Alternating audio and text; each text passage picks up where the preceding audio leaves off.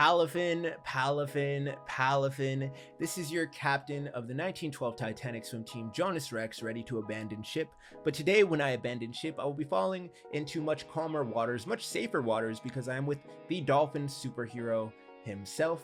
Palafin EX is a fantastic Pokemon. It starts off with that big 340 HP, which already makes it bigger than most base EXs. It has the Hero Spirit ability, which prevents it from being put into play other than by the Zero to Hero ability, which you'll find on your regular Palafin. And then it has the Giga Impact attack that does 250 damage, and during the next turn this Pokemon can't attack.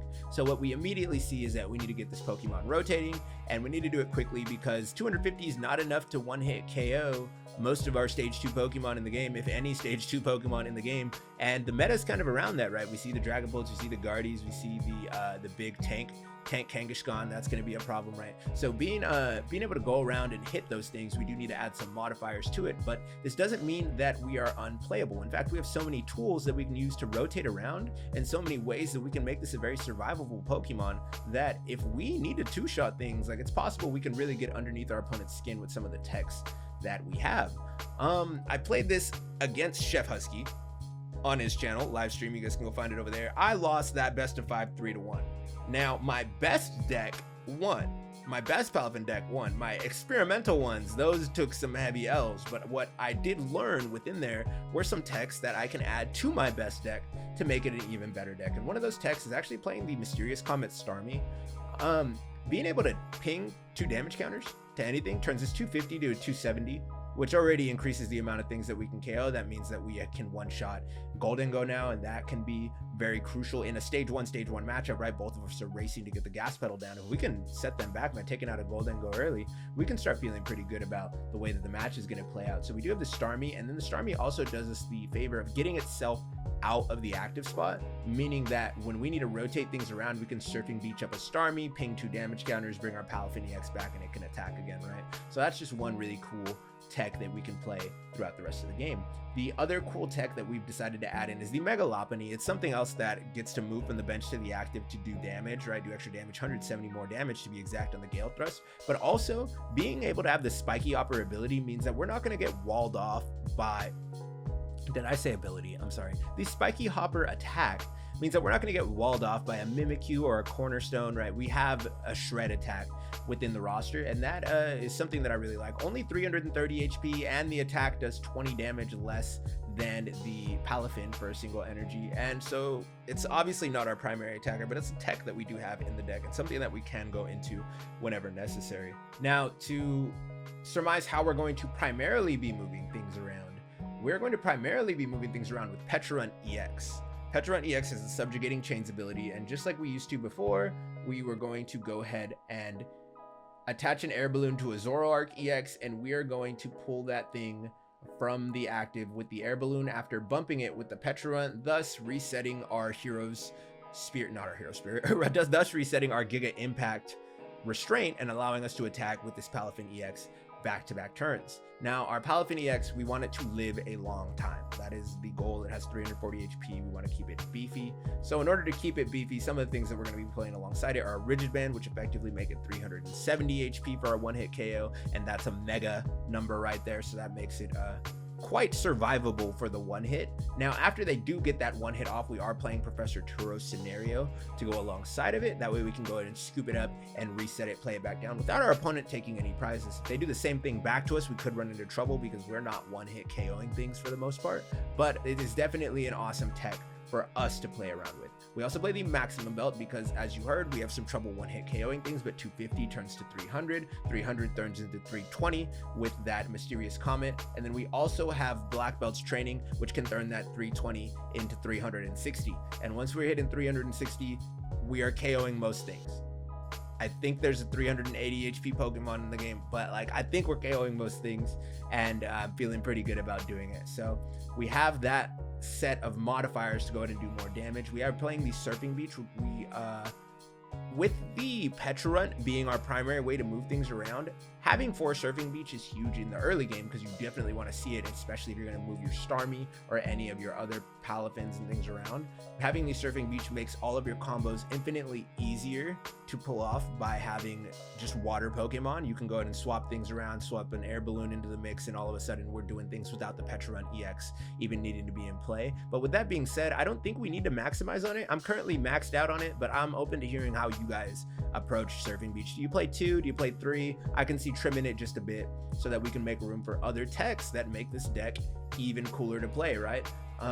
In terms of the air balloons, you definitely need to max out on an air balloon. If you don't see it, if it gets prized, that can really just hurt the whole strategy. We're playing Buddy-Buddy Poffin, we're playing our Ultra Balls, we're playing our Nest Balls. We're only playing Nest Ball at 2. The only thing that we can't get off of the Buddy-Buddy Poffin is going to be the Pecharunt EX. So there's not really a huge need to have Nest Balls. Like Buddy-Buddy Poffin just fills that role, and Nest Ball is basically there for more consistency or to help us get the Pecharunt when we need to get it down. But likely we're seeing a huge amount of cards because we're playing Lillie's Determination and Iono. That 4-2 split really does just help in almost every deck. That has become almost my default, is 4 Lillies to Iono. You want to see that Iono in the late game so you can get that Iono comeback where you Iono your opponent down to 1. But Lillies is just a better draw support for the early game, and if your opponent's bricked up and you have Lillies or Iono, right, you're not going to want to Iono them into a better hand. You're going to want to Lillies them to make sure that they can't continue playing. I also play 2 Switch because Retreat Lock is a thing, and Stadium Wars, you know, they happen. So having the Switch in hand when we need to use it is amazing, but that's also another reason we could probably trim down on the Surfing Beach. We don't need 4 Surfing Beach plus 2 Switch plus Pecharunt plus the air balloons, right? Maybe we go ahead and trim the Surfing Beach down to 2 as well, and that opens up space for us to have other shenanigans within the deck. We played 2 Boss's Orders. That's really all the gusts that I've found that I needed. If you want to change your ace spec to a prime catcher, that is fantastic as well. That can be your 3rd gust. You want to find space for a counter catcher, maybe that's where we trim the Surfing Beach a little bit, and then counter catcher becomes insanely valuable. And then we're only playing the 7 basic water energy. I'm liking 7, I can cut down to 6, but 7, I see it when I need it, and I don't really get my hand flooded with too many. But I can see the argument for it being too many, right? We need 2 for our Palafins. We're probably only attacking with 2 of them throughout the game, maybe a 3rd, that's 3. We need a 4th for the Gale Thrust, maybe a 5th energy for the Spiky Hopper. So I mean, playing 7 seems fine to me right now. If you want to trim it to 6, I wouldn't heavily disagree with you there. This is my deck list. Let me know what you guys think. I have a ton of fun playing this deck every single time I get the opportunity to. I'm probably going to continue trimming and tweaking this every single opportunity that I get. If you have any fantastic techs that you have, go ahead and let me know about them down in the comment section below. Maybe there's a Jet Energy tech, right? Maybe we find space for Jet Energy and Hilda.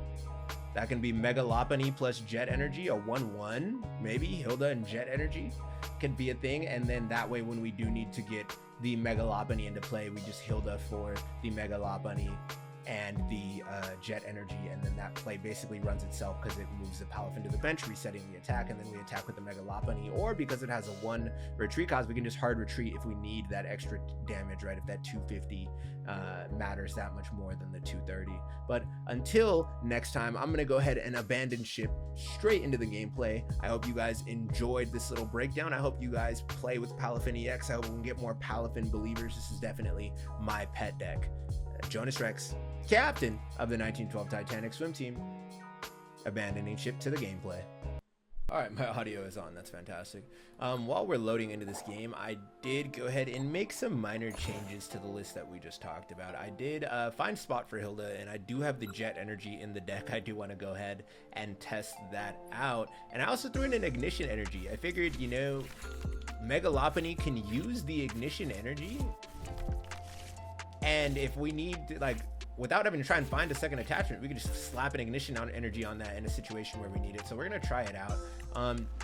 Definitely cuttable. It does seem cuttable, and I mean, worst comes to worst, we can attach the Ignition energy to a Zoroark and use it to retreat, and our opponent just took. It looks like they have so much Zoroark and stuff. Today is only going to be a best of 1. I'm just letting that be known now. So if we lose, man. But we shouldn't lose. I love this deck. This deck has not failed me in the past. Well, I mean, it's not like I'm undefeated, but, you know, 4 mulligans, we really should be able to find our way to a victory here. Tank Kangaskhan. Okay, we did talk about making damage numbers work. Well, this is step 1 of it, right? Let's go ahead and just get... I want to... I'm greedy. All right, that's what we're going to do. We're going to get those, and then... we're kind of chilling for right now. I'm just going to go ahead and stick this on there, and we'll just go ahead and end turn. There's a world where we can hard retreat the Zorua. We can use the Palafin plus Surfing Beach to bump up the Staryu, and then also go Starmie to ping 2 damage counters and get this thing attacking on the next turn. That would probably be the right way. What I should have done for sure was just retreated the Zorua into the Finizen. I don't know why we didn't think of that until after we pressed pass turn, but you know, it's sometimes just how the game goes. Let's okay, Town Store actually is huge for us because that can help us get our ace spec.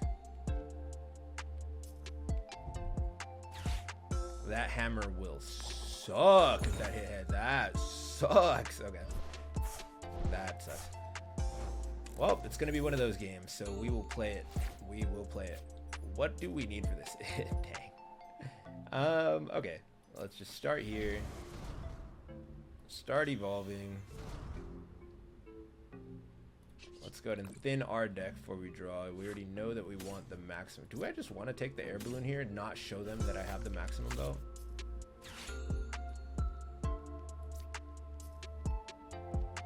Because this makes that even easier.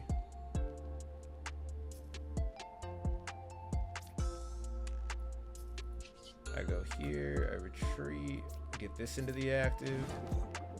I go Surfing Beach, we use Surfing Beach, we bring up the Staryu, and now we're also going to thin the deck by, well, I guess we're not thinning because we're going to put cards back as well, but we're getting to a position that I do enjoy. Position I enjoy. I'm a freak. Let's go ahead and do the Palafin, get that out of here, and we draw into another Zoroark. So what I'm seeing here is we just have to wait a turn, and that's completely fine. I've discarded this and this. If the Staryu goes down, we'll go ahead and Super Rod next turn, putting the energy, the Staryu, and the Palafin back, and then we can black belts and do other shenanigans for our point there. But we have the Zoroark to draw extra cards, so I'm not really tripping at all. Save the jet energy to move things around as needed.